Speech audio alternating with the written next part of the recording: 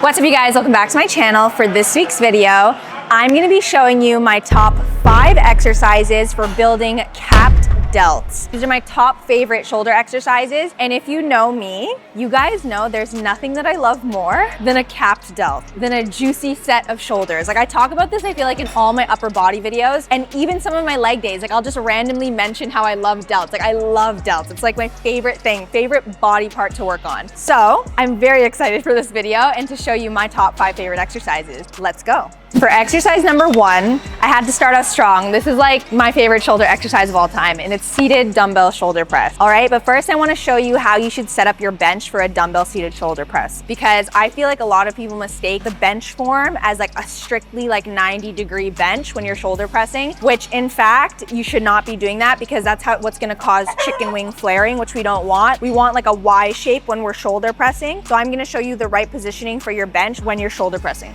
So here's our bench. So a lot of people do this, like 90 degrees. What happens when you do this? You're not able to lock your glutes and your rear delts into the back of the bench when it's 290 degrees. So say you have a really heavy weight, okay? Say you have really heavy dumbbells. Sure, this might work if you have light dumbbells, but if you have really heavy dumbbells and you have to kick them back, it's almost like it's 290 degrees that you're gonna lean forward, because those dumbbells are so heavy that you're not gonna be able to like lock your upper back and rear delts or your glutes, like stabilize them into the bench. But this is the correct way to have the bench. Just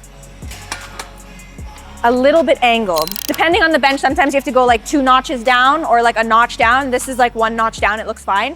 So there's a slight angle here.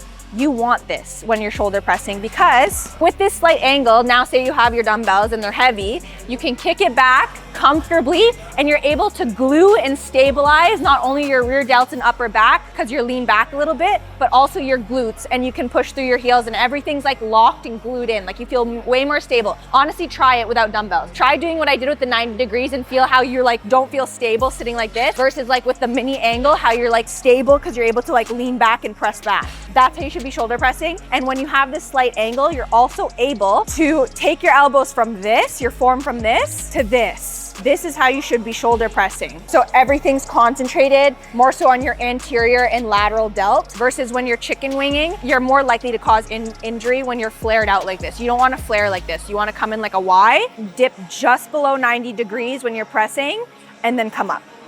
So like, we're thinking YMCA, guys, all right? YMCA, not chicken wing. Nope. I used to be a swimmer. I have tendonitis in my shoulders, both my shoulders. And let me tell you, flaring is one way to really piss my tendonitis off, okay? Like, I can feel it immediately, it hurts. But when I come in like this, proper form for shoulder pressing, my tendonitis isn't mad at me. Like, it's chilling, because this is the correct form to shoulder press. Next exercise on the list, we've got dumbbell lateral raises. If you haven't already known, raises of any sort are gonna be included in the top 5 list, okay? We put the top 2 of my favorite. Dumbbell seated shoulder press is my #1 favorite shoulder exercise, and I would say my 2nd favorite shoulder exercise is literal dumbbell lateral raises. I love them. They give me like the most insane pump. I'm not even kidding you. And the best part about this exercise is you don't ego lift on this. So you can grab a lighter weight, because you're trying to go more so for volume, more rather than like heavy weight, because you really want to isolate. It's a very much an isolation exercise. So with this, don't be embarrassed if you have like a 10-pound dumbbell, a 5-pound dumbbell, a 15-pound dumbbell, okay? I would rather see you with a really light weight, really isolating your delt caps, okay?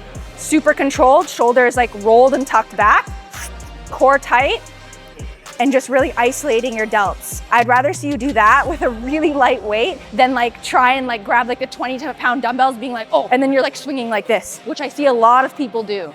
They grab the heavier weight and then they're swinging, and you're not isolating anymore, because everything else is overcompensating when you ego lift with this exercise. Your traps, you start to shrug. So when you're shrugging, what's working? Your traps. So you're not isolating just your delts anymore.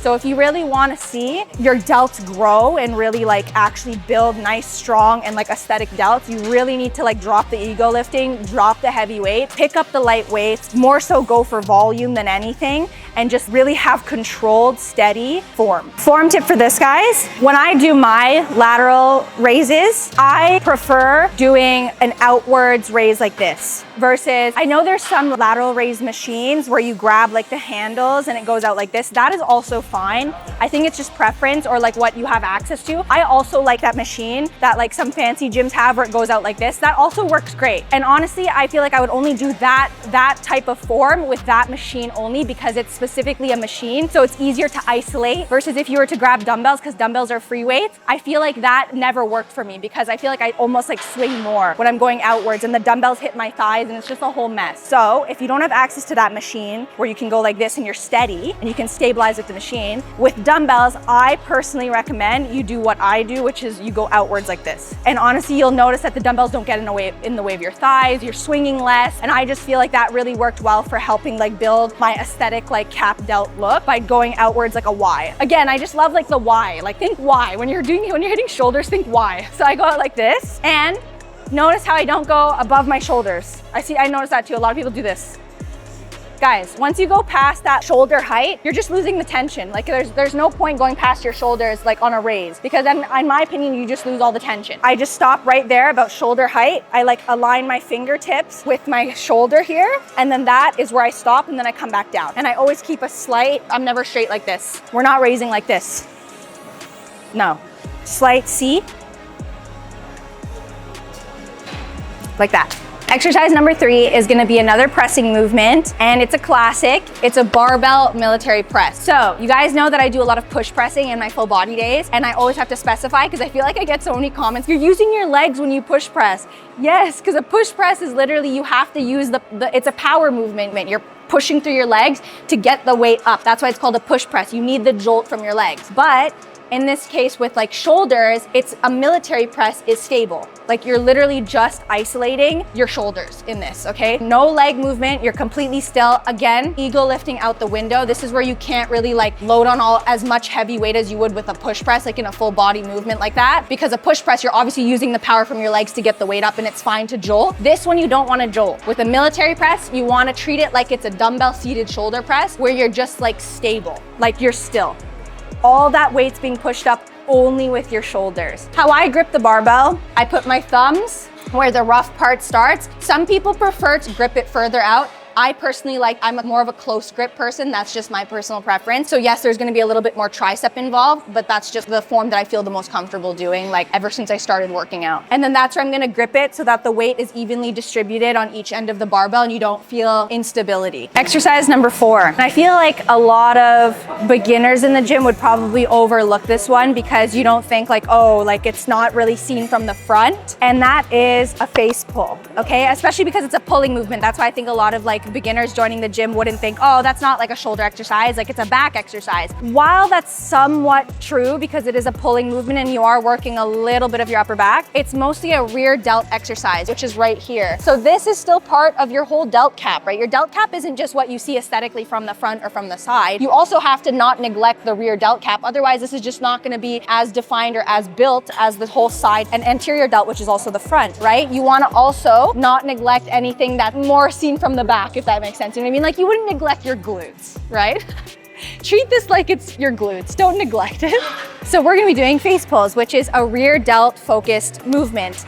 So with a face pull, you wanna actually pull it to your face. So this middle here, the middle of the rope attachment, you almost want it to like, you wanna look it directly in the eyes. Like you almost wanna go cross-eyed. So you can lighten the weight. I place my feet like this, one stable in front of me, whilst the other one is kind of just like on its tippy toe. I'm literally bringing the middle of the rope as close to my face as possible. And then I'm stretching all the way forward and pulling all the way back. Never locking out my elbows, guys. Notice, I'm not locking out my elbows like that. When you lock out your joints, you lose the tension in your muscle. I say that all the time, never lock out your joints. You're just gonna lose all the tension in your muscle and then what's the point, you know what I mean? You literally gotta keep a slight bend in your joint to keep the constant tension in the muscle that you're working and to prevent injury. 5th and final shoulder exercise of my top 5 list, we have front raises with a barbell. Front raises work the anterior delt, which is your front of your delt. I do a supinated grip, which is an underhand grip. A pronated grip, I feel like my mind muscle connection is going a little bit more towards my grip strength than anything. So supinated, I just feel way more comfortable doing it and like all my tension, I can feel more in my shoulders. That again, a little bit of preference there. Same thing with a front raise, no ego lifting, no grabbing anything extremely heavy where it's gonna cause you to swing, okay? Roll your shoulders back again like it's a dumbbell lateral raise. Like I said, roll it back, tighten your core, okay? Keep everything stable. Place your pinkies where the rough part of the prefix barbell starts, okay? And that way you're able to evenly grip the weight and no weight is like unevenly distributed through the movement. And then you're gonna raise about nose height. Lip nose height is where you go. Surprise, guys. I'm adding a bonus one in there, okay? A bonus number 6. Why is it a bonus? Because it's not a sole focused shoulder exercise. It's a very underdog exercise for shoulders. You know why? Because it's called incline dumbbell chest press. Why is that the underdog? Well, literally it's in the name. It's called incline dumbbell chest press. Like who the hell would think, oh, that's gonna work my shoulders? Well, it does. It's great. And it's such an underrated exercise that everybody, in my opinion, needs to add into their push days. But if you're on my programs already, you guys already know it's like programmed consistently in my programs. And that's why you guys all have beautiful delts already. But anyways, an incline chest press, it doesn't just work your pectoral muscles, it also works your anterior deltoids as well. So your front delt, it's engaged. Yes, it works your pec, it works your triceps because it's a chest pressing movement. But because of the incline and because it's not flat, your front delts are engaged in that a lot actually. So that's why it's my bonus exercise of this. So don't skip your incline chest. That's how you're gonna get those cap shoulders, guys, I'm telling you. Okay, look. My pump's not great today because this is a demonstration video, so please keep that in mind. But you should see what you guys have seen in my like full shoulder days or shoulder vlogs. The delt pump is insane, all right? The delts are delting. So, incline chest. You can see on this bench, I have it at the second one. Some people like one up. Depends on your preference. You can either have your bench set on the 3rd setting, or I personally like it on the 2nd setting. Up to you. Both settings will work your anterior delts, your pecs, and your tricep. Obviously, if you're on the 3rd setting, it's gonna work more of your shoulders, but preference. With an incline chest press, we are not flaring. Again, no chicken wing arms. We're not going down like this. Nope, the elbows are gonna come down at an angle like this, almost like you're doing an overhead lat pull, like where you're coming in at an angle. That's how you're gonna chest press down. You're not gonna chest press like this. No, you're gonna come down like this, like a Y. Again, angled like a Y, like this, and then up. You're gonna dip just below 90-degree angle, so you're not gonna stop at the 90 because there's so much more potential when you go with a longer range of motion to really get that full stretch in the muscle. All right, guys, that concludes today's video on my top 5 favorite shoulder exercises for building really nice cap delts. These are the exercises that truly helped build my aesthetic, strong, capped delt look. And if you haven't already, make sure to add these exercises to your push days, to your shoulder routines, and I promise you'll see a huge difference in your shoulder growth. With that being said, make sure to like and subscribe and let me know if you want to see more videos like this, and I can't wait to see you guys in the next one.